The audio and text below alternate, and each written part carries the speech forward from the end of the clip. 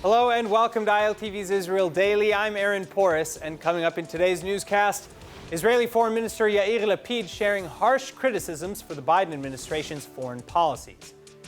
Meanwhile, after sustaining heavy ecological losses over the course of just 2 days last month, the government approving of a plan to rehabilitate the forests of Jerusalem. And finally, another word from our heroes in Tokyo, the president of the Israeli Paralympic Committee, joining us with the latest from the 2020 Summer Games.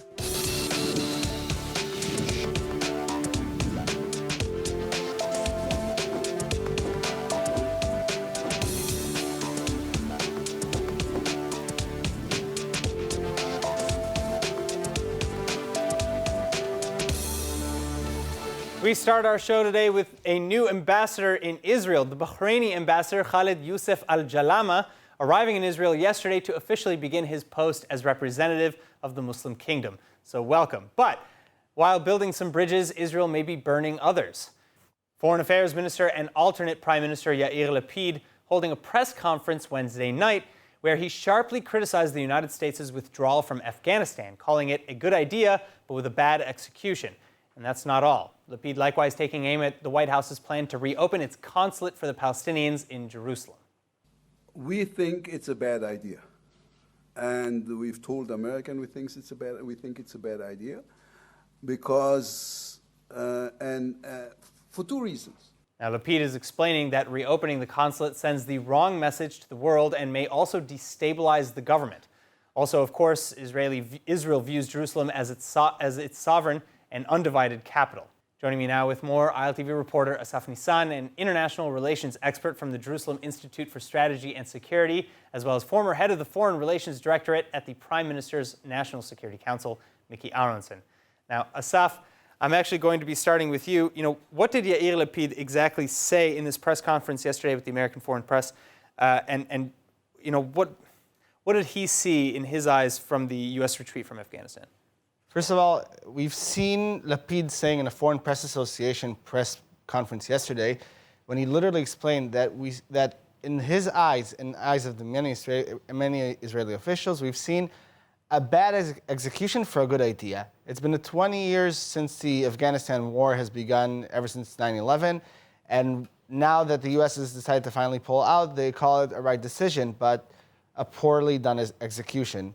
Despite the fact that we've seen voices like former Prime Minister Ehud Barak saying that actually cannot expect evacuation to go this smoothly, and in general, evacuations are a hard thing. As someone who evacuated Lebanon, he did it himself. But we do see that there's a lot of criticism regarding how the Biden administration handled the pullout. Of course.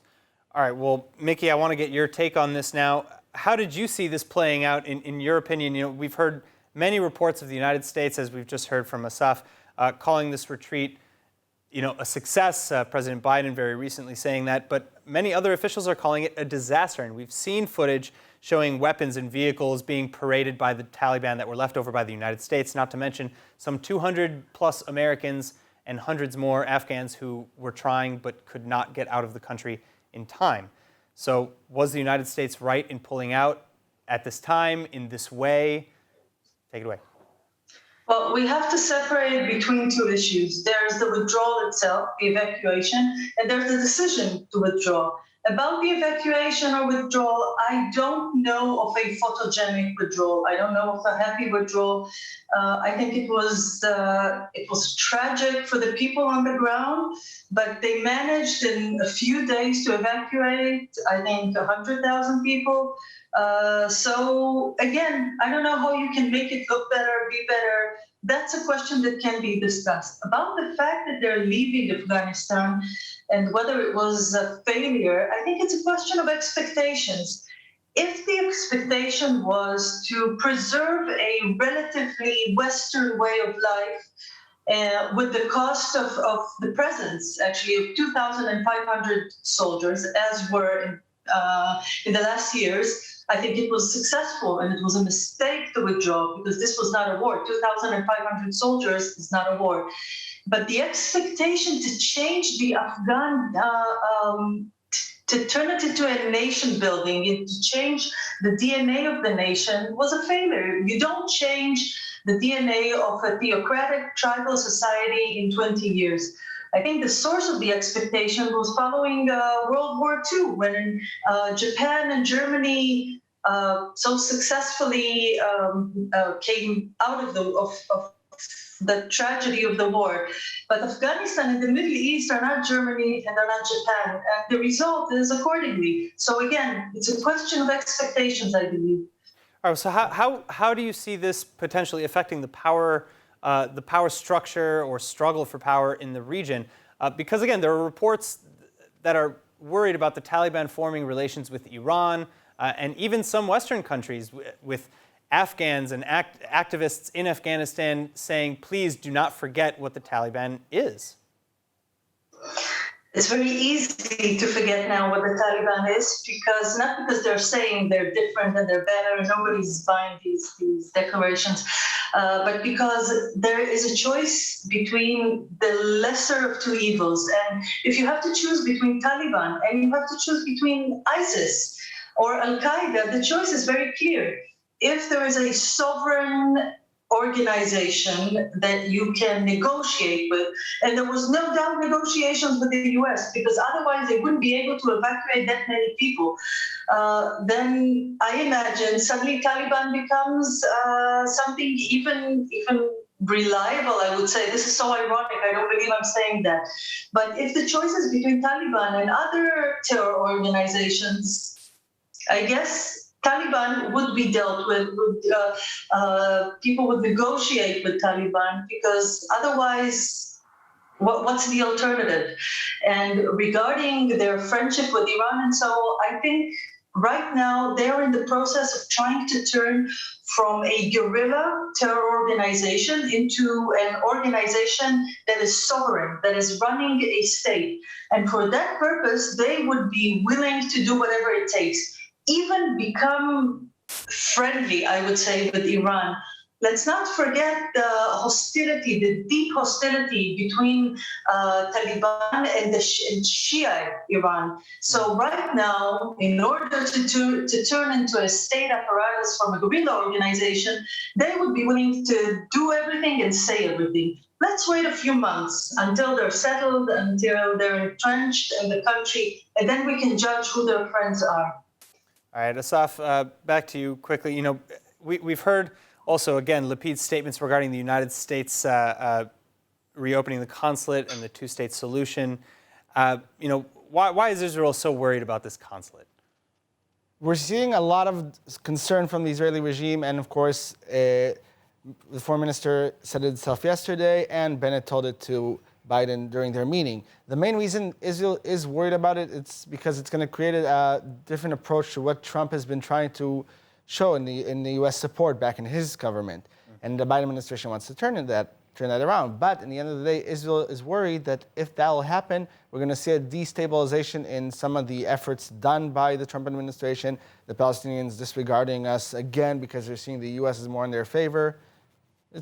There's a lot of stuff that's been going on, and we can't be sure how the Palestinians are going to take it, even if the U.S. reopens the consulate. All right, Mickey Aronson, thank you so much for joining us. Asaf Nissan, thank you as well. Thank you so much.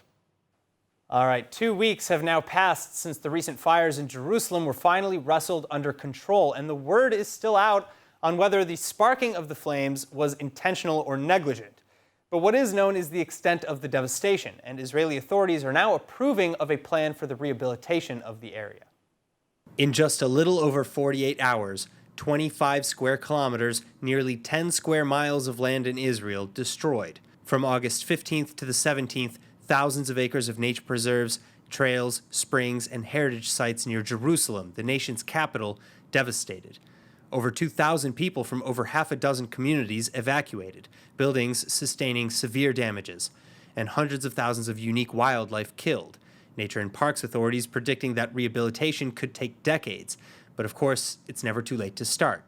Government ministries and nature and heritage authorities approving of a 68 million shekel aid plan to get the ball rolling, and the plan allocating 2.6 million shekels for immediately financing urgent and emergency expenditures, including for lodgings where evacuated residents were temporarily relocated. Then 5 million shekels will pay for clearing asbestos debris as a result of the fire, which the government recognizes as, quote, having a significant environmental impact. Likewise, 400,000 shekels will go towards rehabilitation plans for communities that were damaged in the fire, in cooperation with the Labor and Social Affairs Ministry and the local councils. And finally, the Environmental Protection Ministry has been granted 60 days to come up with a 60 million shekel ecological rehabilitation plan for the open areas, the nature parks, the heritage sites, and so on. And so with this plan, lots of effort and luck. Hopefully the area's recovery might just bounce back sooner than expected. Now, most know that being the startup nation, the Silicon Valley of the Middle East is Israel's claim to fame, and the high-tech and startup sector making several historic deals over the last few months. But did you know that some of Israel's most successful high-tech endeavors have been in the fintech industry? Hannah Rifkin with the details. Everybody banks. It's a fact of the modern world, and fintech, or financial technology, helps us manage our money more easily, quickly, and safely. Israeli fintech companies, though, apparently even more helpful. VC funding in Israeli fintech hitting a record $2.3 billion in just the first half of 2021, which is 28% higher than the full year total for 2020. And payment solutions specifically becoming the largest subsector of the Israeli industry. So, what are the businesses to watch? Well, of the many to choose from, companies like Rapid, Riskified, and Forder have raised hundreds of millions of dollars, are valued in the billions, and each presenting with its own edge. Rapid, for one, valued at $9 billion, the topmost private Israeli fintech company, and its technology becoming a basic necessity for sending and receiving payments worldwide. Companies like Melio and Papaya, meantime, each valued at over $1 billion, providing a boost to internal payroll and payment processes, making them cheaper and more efficient to run. Then, keeping things safe as can be, we have brands like Riskified and Forder, which combine Israel's two specialties, cyber and fintech, to focus on anti-fraud and secure payment solutions. Forder alone valued at over $3 billion. And finally, on a similar note, companies like Fireblocks and Curve, which was recently acquired by PayPal, providing secure platforms for crypto asset management. So whether trading in stocks, paying employees, or just transferring cash to a friend for dinner, Israeli fintech is likely to have your back. Hannah Rifkin, ILTV. So, Israeli fintech is doing better than ever, but what's the Startup Nation's secret? Joining me to discuss is financial analyst from Startup Nation Central, Nicole Krieger. Nicole, thank you so much for joining us today. Sure, thanks. Thanks for having me. All right, so give us a breakdown a little bit on what's been going on in Israel's fintech industry in the last year. Why the sudden surge in investment? Sure, so fintech is a significant sector within the Israeli innovation sector, and we've seen astonishing growth in the past year, both in terms of investment and also exits when we look compared to the prior year. So already in 2021, $3.7 billion has been invested into Israeli fintech companies, which is double what took place in the entire 2020. Yeah. And a lot of those rounds have also been significant mega rounds, like some reaching even around $300 million. How did we make such, large gains amidst the pandemic? How did COVID really impact this market? Sure. So COVID was actually a significant catalyst for the growth in fintech. Overnight, commercial and financial transactions moved to remote, which created the need and demand for technological solutions that enable the infrastructure, the security to send out those transactions.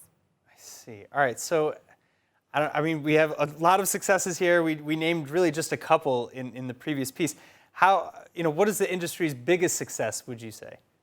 Good question. So within the Israeli fintech sector, there are about 500 companies all working on various different fintech solutions. Wow. Some are relevant for individuals, B2C, some for companies, B2B.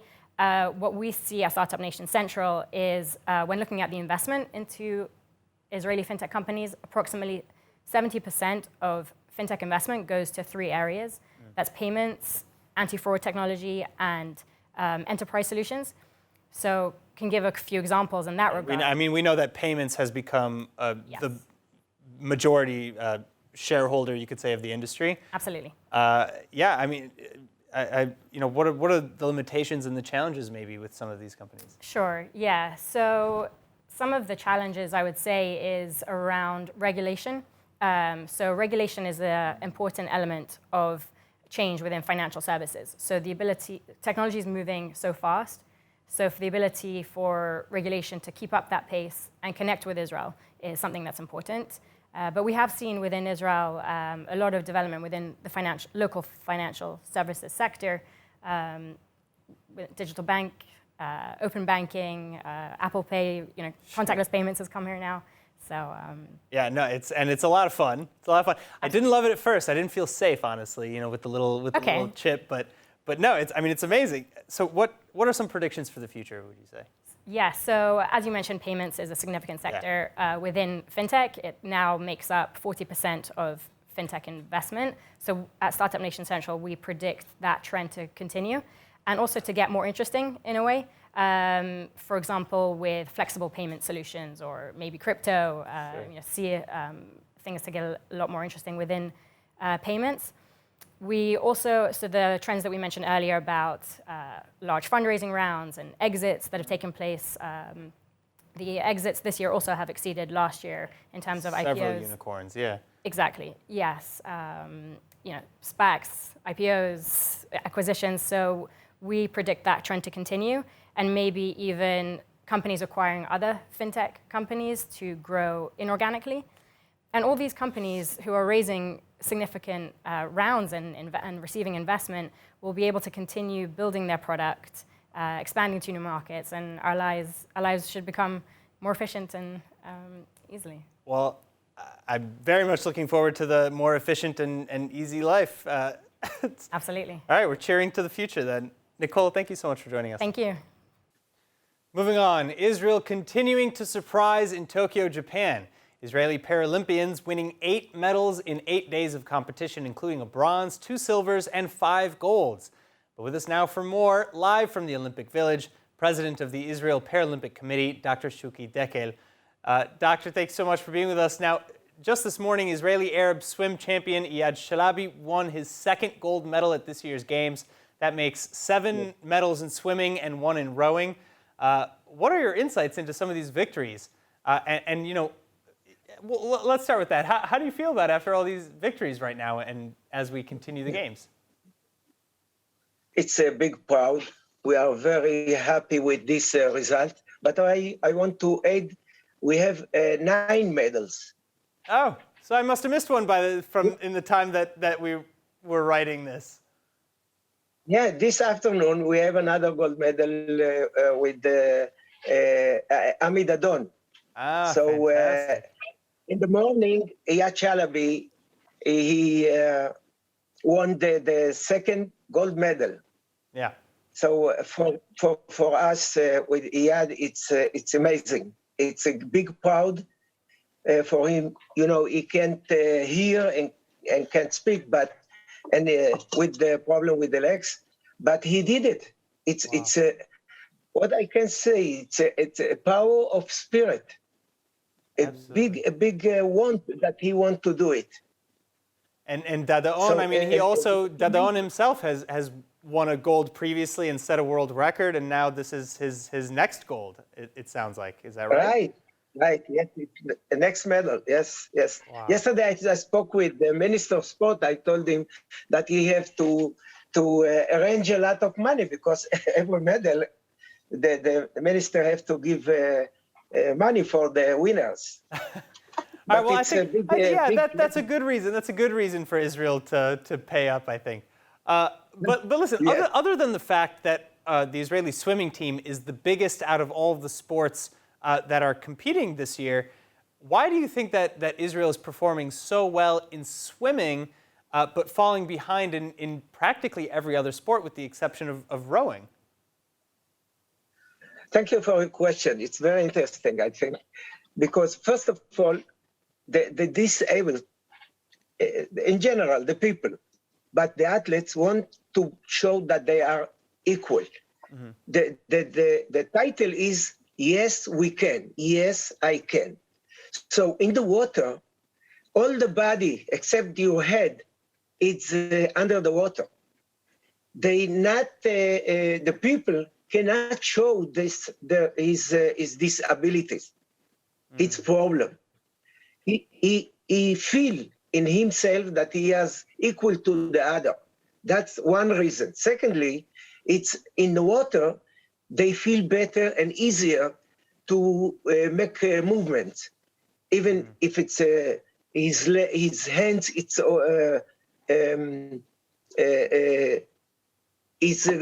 can do with hands, he's do it with legs. But the water give him more confidence, more to feel better with his body. This is one reason. Second reason. The third one, what I think they want to achieve goals.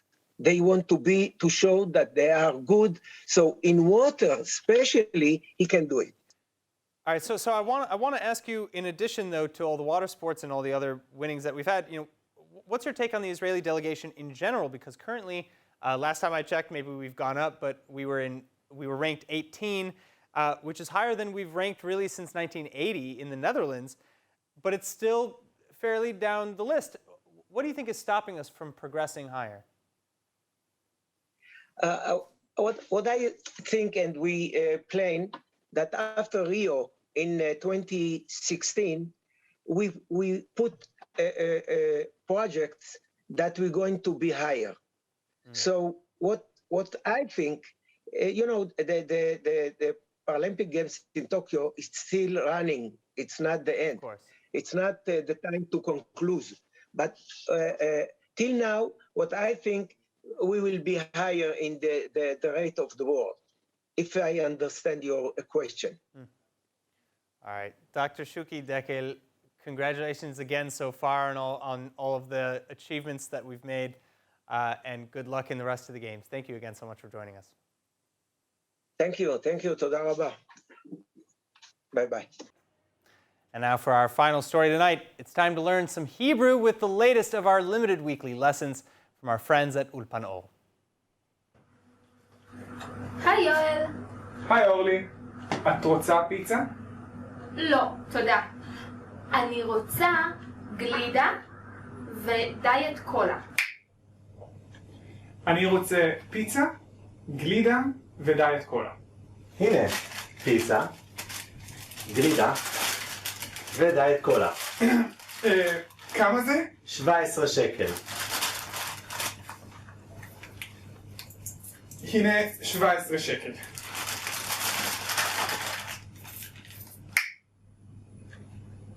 יואל, תודה רבה. זה בסדר אורלי, בבקשה. All right, now let's take a look at the weather forecast with ILTV's Chana Rifkin. Look forward at the weekend. Skies mostly clear, though expect to see some clouds in Tel Aviv on Friday. Meteorologists predicting evening temperatures averaging in the low 20s and daily highs averaging in the low 30s. Shabbat Shalom, and back to the studio. And of course, now before we go, let's see what's going viral in Israel.